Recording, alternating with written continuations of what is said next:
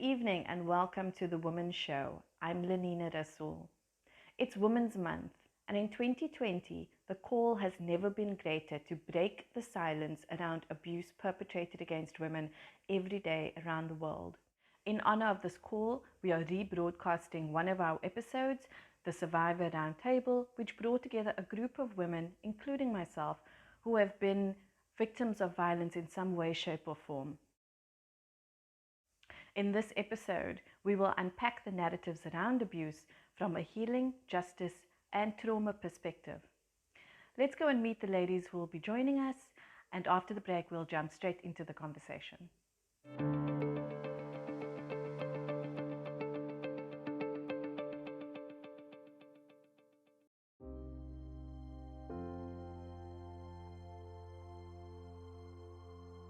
So this is my voice, Glowfly Dance, which is a book I've written, and my name is Jade Gibson, and I speak from the perspective of strength, because a lot of people look at stories that they call traumatic and they think of people as lesser beings, but this is the story of my childhood. It's about resilience, growing up with a family undergoing domestic abuse.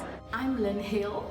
I have not only survived multiple sexual trauma, I have used my pain, I've used the purpose in my pain to really step into the fullness of my authentic power. I am now a US published author.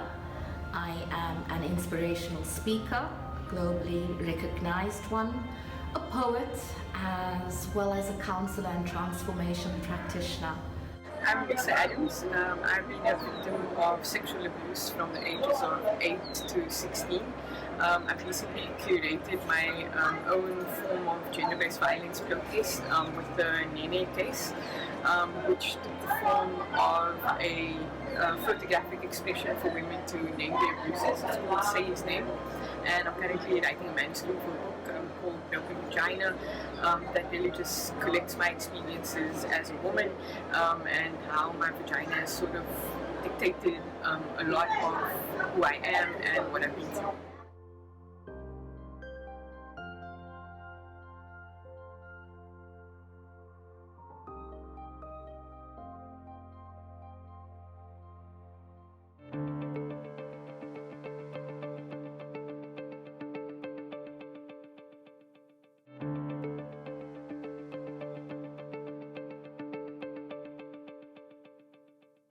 Welcome back. You're watching The Women's Show, and as you've heard, we're doing something different this evening. We are having a Survivor Roundtable, and in case you missed it, joining me this evening on our panel is Jade Gibson, who is the author of Glowfly Dance. We've got Lisa Adams, who's done some art activism and art protest against gender-based violence, and we have Lynn Hill, who is also an author and a speaker, and all of us are survivors. Welcome, ladies, and thank you so much for joining us. I'm going to jump in with a sort of question on terminology. So a lot of what's in the narrative around GBV right now is the contention around whether to call them survivors versus victims, and there's both for and against arguments. And as having been victims and as survivors, I just wanted to get your take on some of that. And also, how important is it, sort of these labels that are assigned to people who have been through these traumatic experiences? And Lynn, maybe I can start with you. Why possibly would you start with me? I think our attachment, it's not so much the label as it is our attachment to a label. And for very many years, I considered myself to be a victim, and I would introduce myself as a victim of rape. And I think as I healed, victim became survivor, and I realized, because somehow I also did not want to be referenced as a victim, because that referencing was really a subtle implication that whenever I introduced myself as a victim of sexual trauma, I was really introducing the rapist as well. And that was just my sense, my feeling. And then survivor settled, and then I evolutionized a little more and healed a little more. And right now for me is I don't want to live my life just thinking that I have survived something. I want to be recognized as a thriver. I think that's very interesting. I often think that sometimes I feel like a victim, and sometimes I feel like a survivor, and that there isn't sort of just one label that you can paste onto it. Lisa, what's your experience? I think for me, I've been doing a lot of work and introspection around narrative, personal narrative for sexual assault, and I feel currently stuck in between all of that. I find that when I identify myself, I don't like it to be a focal point for what my identity is. But I do find that there is definitely strength and weight in the word victim. Currently, where I am at in my own process and opening up my own charges, I find that it is an appropriate weight because I still feel victimized. Even though my trauma is done, it's over with, I'm victimized by the system, I'm victimized, by society.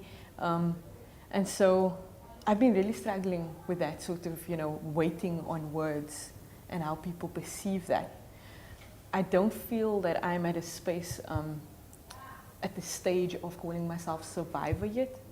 I almost reject that celebration just yet because I'm still quite pained by what happened. So yeah, it's complex. Thank you, Jade. With you, I think it's actually a little bit more interesting because your mother was murdered. And you've said in a previous interview that often in cases of intimate partner violence, we don't think about the children that much. And I'm thinking we don't think of the children as the victims often. And so what is sort of society's response been to you, and what are those labels? Well, obviously there's the labels that society has, and then there's the labels that, or maybe the definitions that one chooses for oneself. So I also see myself as a thriver in many ways. But I'll start with, I'm a person. I've been through stuff, but I'm a person first and foremost, like anyone else. Yeah. And I'm no less whole or less human than anybody else. And that's what I start from. And but when you say, when talking about these things, yes, I'm a witness as well, but I'm also, in that we forget that children in situations of domestic violence are also subject to that violence, whether it's emotional, physical, or sexual. So you get caught up as well in that. And I think we just often think it's only the woman, but it's usually the children implicated as well. So when I've had to talk on panels, sometimes I'm put on these trauma panels, and part of me really resists that, because I think that's not all I am. We box people, we put them into this label position or trauma place, and actually we forget they're a whole person. It can happen to anybody, it really can, and it just happened to be me. It's that sort of thing, and there's a lot of lack of responsibility that society takes, I think, in their own complicity in these things happening. So I think the whole of society is also a victim. If it affects us, it affects everybody. And as long as it carries on, we are still victims in a sense, as society is. But first and foremost, we should strive for our own humanity. Thank you. The next question wants to look at, and you're bringing in, speaking about sort of childhood experiences. And I know, Jade, with yourself and with Lisa, there was prolonged exposure to violence. And so I just wanted to chat about that as children and that process of processing violence at that age, because we don't often speak about it. We just often touch the surface that these things happened, and when we're speaking about 15 years or 8 years, or it still sounds like a single event. But for you, what was the process of experiencing that violence so young and having your young mind process it? Then also, then having that happen when you were 15, also still a child. Yeah. I think for me, it was very, I think now reflecting on that, it's been quite interesting. As an 8-year-old, I sort of had this like coping mechanism that kicked in very quickly, a response to reasoning with what was happening. And I remember that my first reasonings were that, you know, this probably happens to other girls. I knew immediately that we didn't speak about it. My perpetrator, you know, sort of manipulated the situation so that there were no words uttered. So I think that set the foundation for the silence. And it also sort of drives you a little bit crazy. For 8 years, no spoken words during each event. You start to wonder, did it happen? Did I dream that happened? It doesn't, it gives it, the spoken word I think gives it a physicality. Besides the fact that it's sort of a contradiction because it is a physicality, right? But the connection with somebody actually speaking to you, I think that was a technique that my perpetrator used to keep me in silence. And I went on to sort of immediately think, you know, I don't want to cause trouble. I didn't know what was happening. I didn't know what the act actually was as it was happening. It was foreign to me. And it's a strange experience, I think, for a woman because your body reacts to what is happening. But your mind is sort of decapitated from the experience. And so your body is saying that this, you know, it feels good. And your mind is saying what is happening. And so I went into that silence out of fear, I think also just so that, you know, how do you break this to the people around you? How do you tell your family, this is a family member? How do I say this? This is a good person in society. You know, this is someone who's supporting me, who is acting in a parenting figure. But silence was what was set up from the get-go, and I stuck to it. And in my mind, I started, you know, as time went on, you started reasoning with it some more, and you become a teenager, and then things change, and your body changes, and you start to understand exactly what has happened, and you know, you start to feel like damaged goods. Then it's shame and embarrassment, and you don't want to talk about it. And you know, having boyfriends at that age was difficult. Where you try to sort of preserve your innocence in your relationships, but in the background, you know, back at home, that was just being taken advantage of. And so just the silence just deepens on that level until you just eventually tell yourself, you know what, just keep going, keep running, you're going to reach the end. As soon as you are an adult, you're going to get out of this and you're never going to have to look back. So I think it's a strong conditioning. And it's definitely one that I've had to be very conscious of in my adulthood post-trauma. I find that I can do that very easily. I cope in chaos. Chaos is safety, you know. And so I have to constantly remind myself to use my voice. I think as an adult, even with the protest art that I've been doing now, it's almost like I've had sort of verbal diarrhea about everything. I've been silenced for 8 years, and now it's just coming out really strong. And I think applying that sort of in every facet of your life is, you know, a sexual assault happens in an incident, but people don't understand how it becomes the fundamentals for other things in your life. So I start applying those things to different relationships and being conscious of it and making sure that I'm not doing it and repeating the same sort of behaviors and tolerating bad behavior. Yeah, that's sort of what the silence taught me as a kid. Thank you, Lisa. That was very profound. I mean, and I think makes sense on so many levels. Jade, with domestic violence, there's both different dynamics and similar dynamics. There's definitely also silence. In my experience, it's been that again, no one speaks to the children, so there's never any context for domestic violence, and so you slip between chaos and normality, right? So everything's fine. Often, if parents will fight in the next morning, you'll still wake up for breakfast, and no one will tell you what happened or whether it's resolved. You just kind of go back to normal. Tell us about how you processed it as a young child, being witness to that. It's interesting because there's different layers, So on the one level, there's an incredible awareness of silence, and this was from 5 years on that my stepfather was on the scene, and children know what's going on. They're always aware, and they may not be able to articulate or even think they can. The silences are in school and outside the home, because you're frightened if you do tell someone what will be the repercussions at home from the person perpetrating this.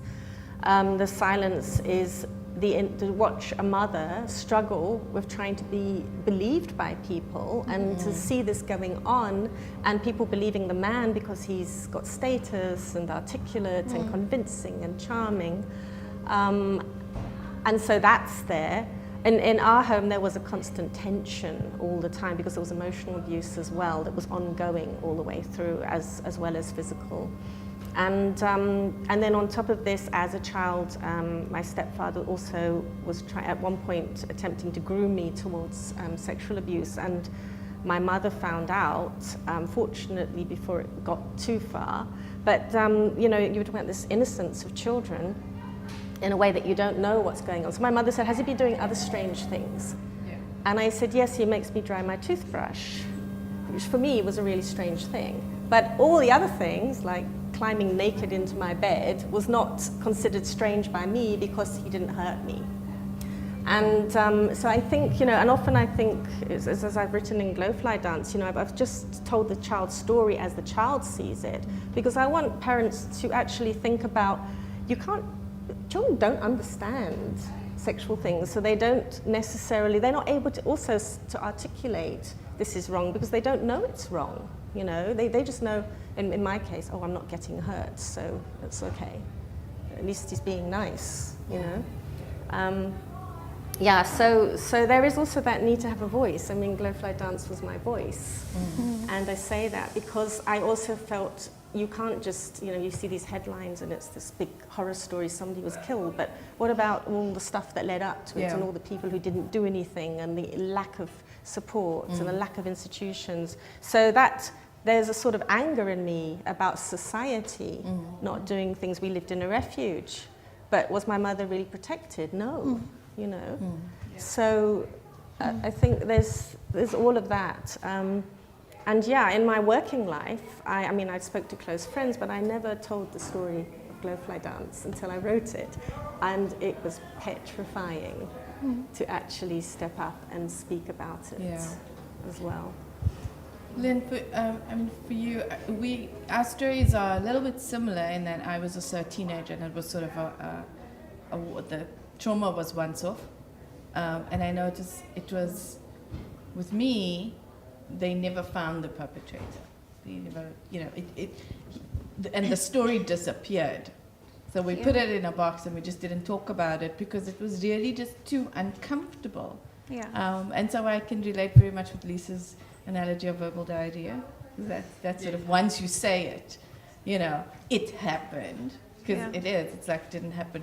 But for you, your perpetrator was someone known to you. He was caught. He wasn't quite known to me. He was a church member. Yes, yes. But he was caught, and then there was the court case, and there had to be narrative around that.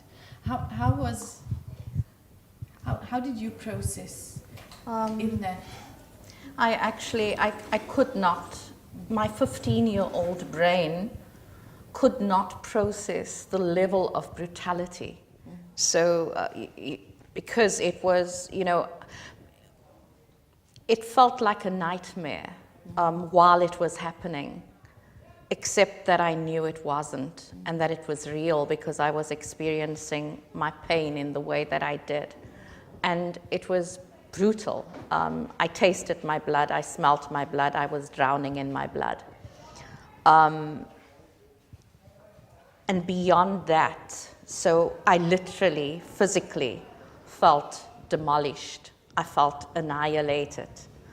And I was incapable of, I remember waking up out of 72 hours of sedation and feeling my face, and just every bit of my body did not feel like it belonged to me. So the swelling had totally set in. And I remembered, because I could not see, my eyes had been beaten shut. And I remember feeling my way from my bed to the mirror, and then actually forcing my eyes open because I needed to see what I looked like. And Lisa spoke earlier of a coping mechanism that kicks in, and you just know. And that was my moment of detaching. So the horror mask that looked at me was the mask that I told myself is not part of my movie. It's not part of my nightmare. And that was my first moment of, it was almost my sanity. It was the detaching. And with that detachment, obviously, came the repression, burying it in what I call, in one of my articles, was the graveyard of my soul. And so I buried for many, many years. Yes, it had to come. I lived through it in court. And I lived through it when writing the book again. And I've lived through it with SABC1. So the level of detail that was required, I needed to live through. But in terms of the processing, I don't think any 15-year-old, I don't think any child, we weren't wired to process this level and the depth of violation, and so you are just incapable. And even through therapy, I think the processing really happens and the healing happens not in childhood itself, but it happens as an adult. Thank you, Lynn. We need to take a short break, but we'll be back after this.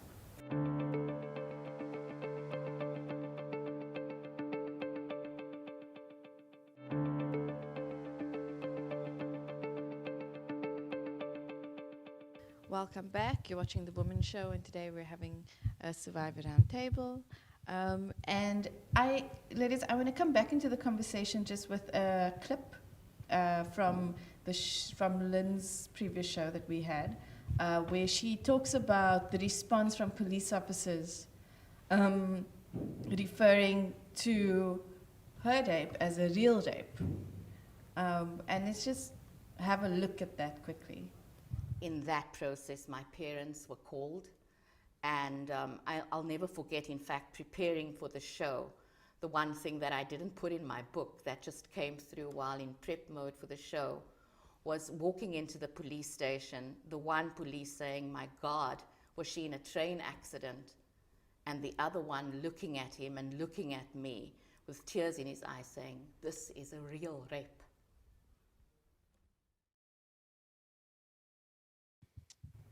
So ladies, I mean, so that clip is going to take us into our next question,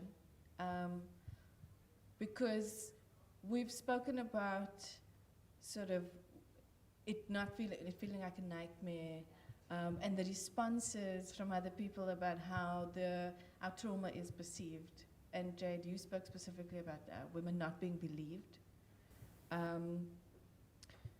So as survivors, do we think, from my experience and also from other stories, because once you speak up, you hear other people's stories, that there is this overemphasis on sort of judging how bad the trauma is based on how bad the physical injuries are. And I just want to unpack a little bit societies and the legal sectors, the justice system's responses to our experiences based on that, whether that came through for you.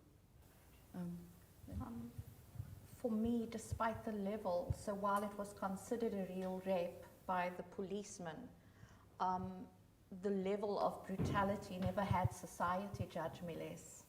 I was judged all the same. And it was almost like, as much as the brutality made it a valid experience of violation, it was almost like that was not enough a price to pay for me. And that was cheap. Society's judgment was cheap. What were, I just want to hear, what were some of the narrative? The narrative was, she's easy. She was always easy, and yet I was untouched when he touched me. I'd had one kiss to my name. I was damaged goods. I was not seen as a virgin. I was not seen for the violation. I was seen as a product of something that I could control, and yet it was just so horribly misperceived. And this is why I feel so strongly about the demystification of rape. Yeah. What does it really mean, and violation and molestation? Are there levels of it, or is it just what it is? And so that's important, because that's actually also one of the things that makes it very difficult to speak about rape, is because even if it's acknowledged as rape or sexual assault, women are still judged. You're not a virgin anymore. I mean, it just is. There's so much weight attached to virginity and women's sexuality. Absolutely. Also, this demystification around healing. I, for example, got told by a pretty significant other, why is it that you're not over it yet? And so this whole thing of it has happened, and so can you just move on with your life, please? And yet again, that just illustrates that the depth of violation is really not understood. It's interesting that you say that. I've always felt really disheartened by the terminology and the language used around this. In my circumstance, the morning after it had come out about what had happened, went immediately to the police station and opened up a case. And the next sort of protocol was to go for a medical examination. And I remember sitting there thinking, what are you going to find? You know, this has been going on for 8 years. You're not going to find 8 years worth of damage. I'm a grown teenager, almost adult woman. And I remember laying on that cold metal bench or bed, male doctor in the room, a male investigator in the room, my mother, and there was another male present in the room. And they made me, take off my clothes, and they were now going to interrogate my vagina at that point. And I was laying there thinking, wow, if only it was just a little bit more brutal, maybe you would have taken this more seriously. I knew that they were not going to find any evidence of semen from that night, but all the other occasions that happened previously had just disappeared in that moment. And I didn't feel like, I was taken too seriously about what had happened. The terminology that was being used around me was sort of indecent assault. I remember that's what they called it.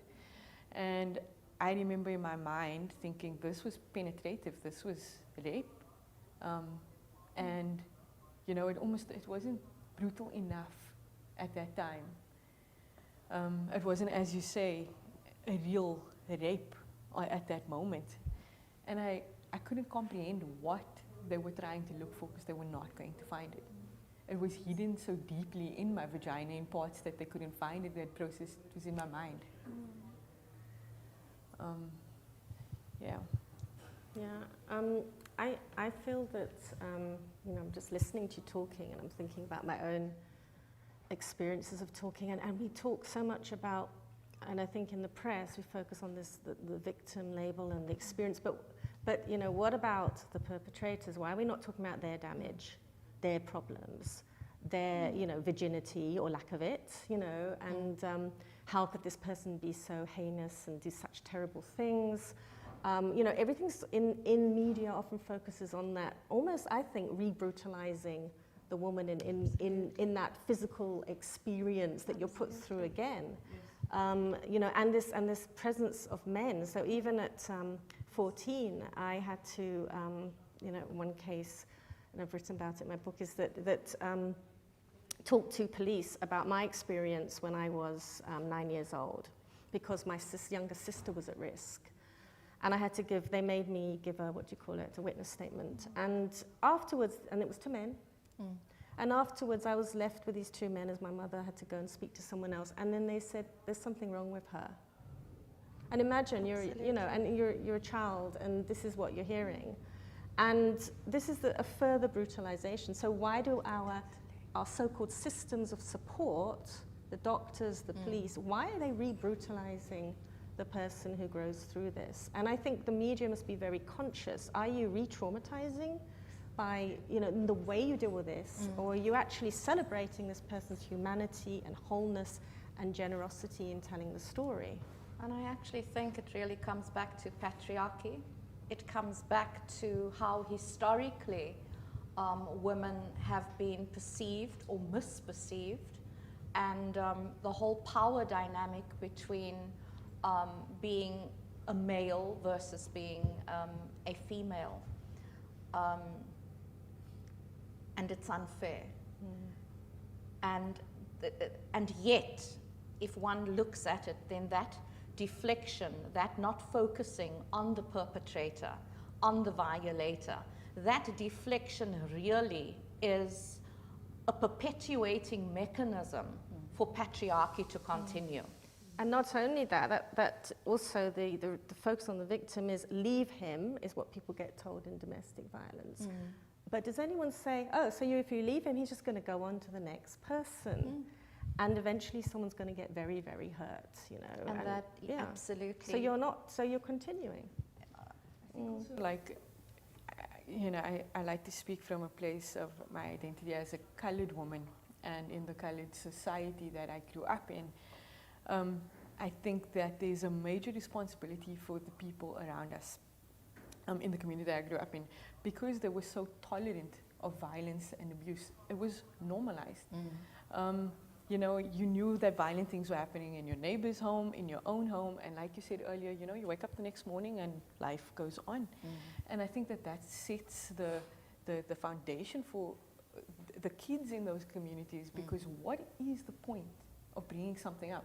It's either going to cause another fight, it's just not going to be dealt with and not going to be respected in the same way. Someone actually told me recently, a family member, that they never really understood what had happened to me, and they kind of tolerated my perpetrator, As soon as everybody found out about what had happened, people were angry, but the anger settled very quickly. And this person stayed around, and they were invited to family events. And the kind of the narrative I got from these people is that, I thought it only happened once. It wasn't that big of a deal. And it disturbs me, because even if this thing had only happened one time, why did you not ostracize this person from our spaces? I always felt like my perpetrator was more valued than I was, because he was the life of the party. And they'd much rather have the life of the party at the party than value my trauma and what I'd been through. And so that's so important. I mean, I think because often I've also said we don't talk about rapists. Yeah. We actually just don't. And yes, these stories are important, and we need to speak about it. But as we speak about it, what's interesting for me is the normalization of this violence. Almost it's like every second woman I meet since I've done the show will very generally sometimes and casually say, well, this happened to me when I was 3, or this happened to me by a teacher, or this happened to me by a family member, and it is normalized, actually. I think absolutely normalized within the colored community. There was also just a silence about a lot of things. Apartheid silenced us.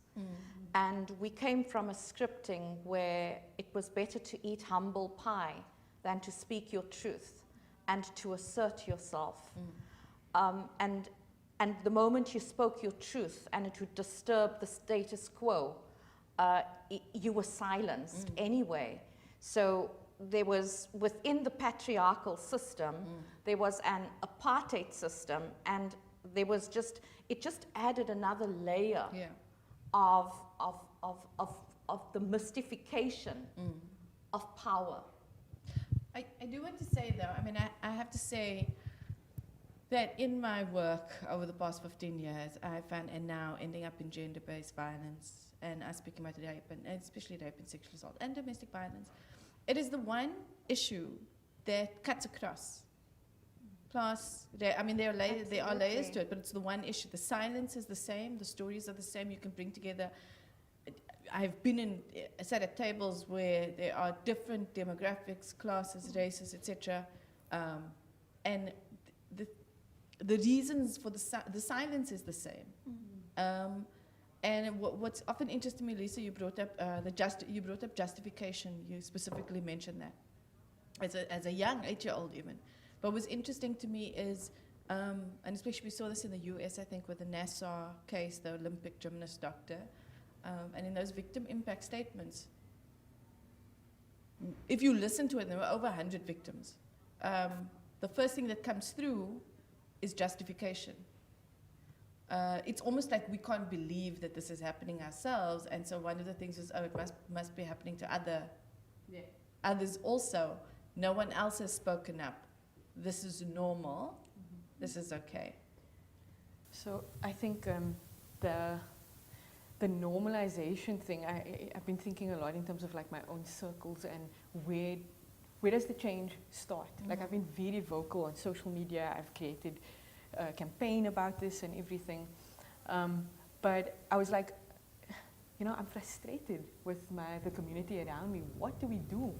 And I actually had to go through this own personal process of, confronting it within my family and saying, we have been too tolerant. I've had to go through a process of forgiveness towards the people around me and say, you know what, I'm older now and I realize that we as a family, we just were not well equipped to deal with this matter. We never understood it. And now we need to change our narrative around that for the next generation of kids and not be as tolerant and speak out. And even me doing this kind of thing makes many people in my close circle feel very uncomfortable. Like there's something wrong with you. Yes, exactly. So that's the other thing. And I think, Jade, I said to you, I started reading your book, and I understood why it was endorsed by the Department of Education, because almost it starts. I mean, the tolerance doesn't start. It shouldn't start with the rape, or I think it just happened once, right? That tolerance is starting, we know, very, very, very young, and tolerating domestic violence. And having a man beating his wife that night, and the next day, everybody's greeting them in the street or at the shops, or still going out to the beach together. I think we're not connecting dots as well, and because of these categories and these, this is this and this is that, we segment everything. But I was actually thinking, it's interesting, we're all on this panel around gender violence, but we separate domestic violence from rape. And sexual abuse. But actually, and as an adult from the court notes, I know my mother was being regularly brutally raped by her own husband. So rape, and also the domestic violence in itself, violence perpetrated on a woman, and also the killing of her, is a sense of ownership of her body. And it is a sexual act as well. And I think that we separate these and think they're all separate. And actually we need to think about this is all tied up. And it really is underpinned by the overarching principle is violation and dehumanization. And it plays out, it could play out in different contexts, but the principle remains the same. We speak of we need to become less tolerant, but we're not focusing sufficiently on what it is that is the root cause of what we are tolerating. And the root cause of what we are tolerating is that manhood and power within the relationship those, and within the family, the power dynamic, those are the things that needs to be demystified. We need to recalibrate character. Yes. We need to recalibrate manhood. We need to recalibrate the non-historical role of what it takes as a male and as a female, as equal counterparts in a relationship to build a family. And we need to teach boys that they can cry. And at the same time, I also think, you know, as a child, it's very obvious, funny enough, if you're witnessing this and experiencing, thinking, okay, why are women being treated this way? Why does that man get away with that? Why is it that these men can do this and nobody seems to bat an eyelid? A woman is crying out for help and nobody's listening.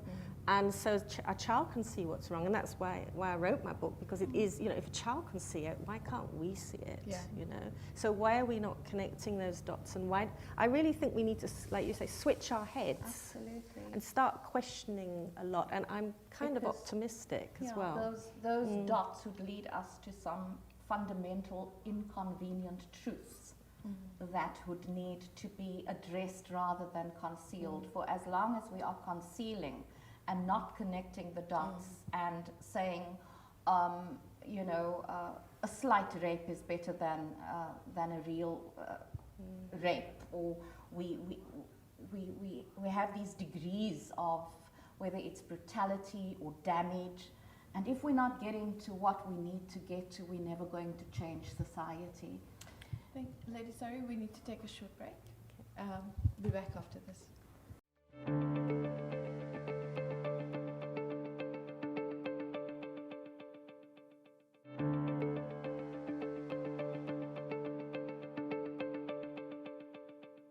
Welcome back, and that concludes our Survivor Roundtable.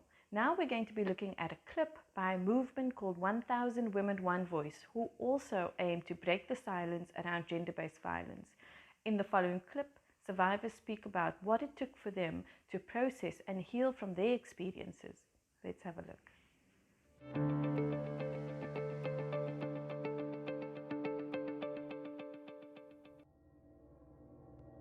My name is Caroline Peters. I'm the project manager for 1000 Women. Can I just tell you why I'm so passionate about? As a 16-year-old, I was gang raped.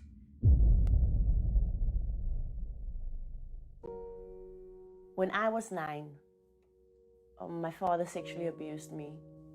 At the age of 16, I was being raped by my cousin brother.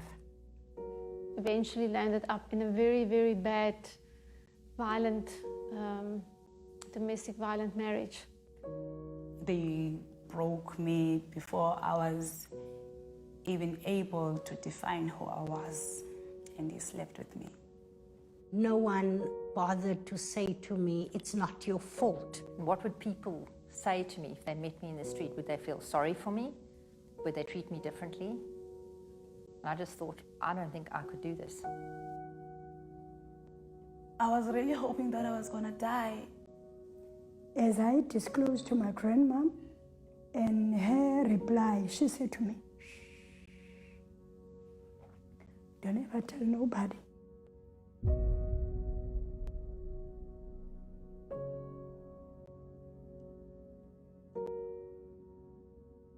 The greatest issues that facing our country is the rape culture, the absolute disrespect for life. Many women, they're in abusive relationships where they're unable to see to their children emotionally, financially, economically. You're busy with a society where inequality is still so huge. Statistics say that 2 out of 3 women have had these experiences, so I knew that all of us in that room, most of us, had actually got these stories hidden away inside of ourselves. During those times, I was hoping that maybe I'll find someone who will talk to me and help me understand what I was going through. I was crying and longing for somebody can listen from me, listen from my cry. I came to a point where, you know, I just needed guidance. I needed help. Thinking about a shelter, for me it was like a cold, scary place, you know. But as I entered the gates of sisters, I found like my healing.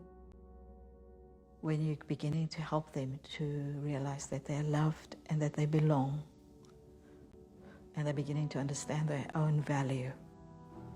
Through the counseling, I was able now to think positively about myself and understand that it was not my fault. You need to change your mindset.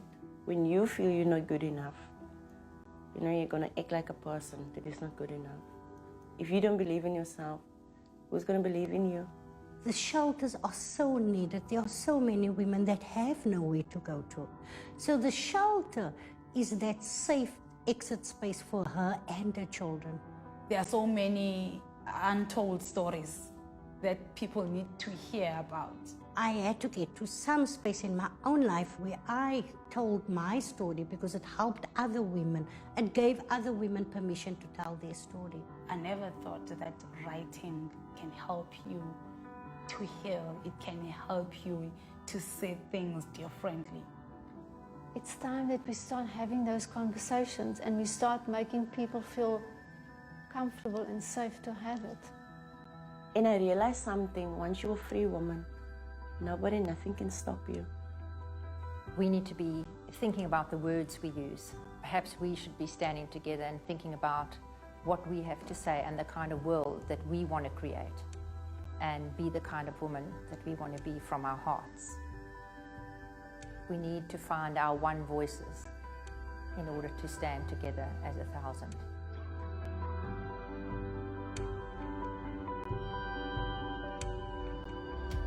This is me, and I am enough. This is me, I am enough. This is me, and I am enough. This is me, I am enough.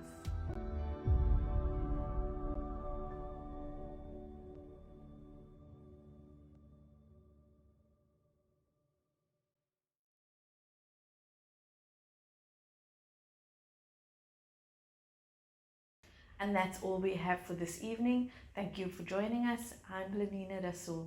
Good night.